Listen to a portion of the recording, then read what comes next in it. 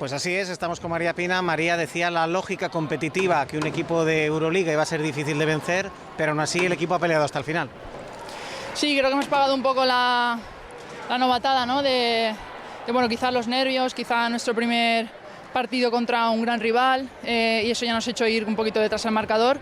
Pero bueno, al final creo que hemos cambiado el ritmo, creo que hemos jugado un poco más físico, que era lo que veníamos, lo que esperábamos, y bueno, nada, darle la enhorabuena a Valencia, que ha hecho un gran partido. Hablábamos con Claudio en la previa que una de las victorias de este Clarinos, de este Tenerife, era estar en una Supercopa ya. Sí, es un paso más como organizador. Hay que coger sensaciones, hay que ir construyendo un equipo que se amolda a esta liga, que es muy exigente, y en ese camino estamos.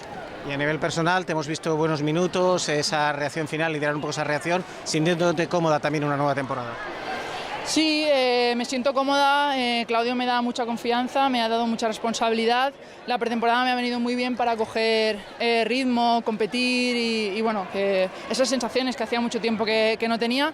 Pero bueno, tenemos que seguir creciendo como equipo, nos falta muchísimo por mejorar, y aportaré lo que pueda y estaré súper feliz.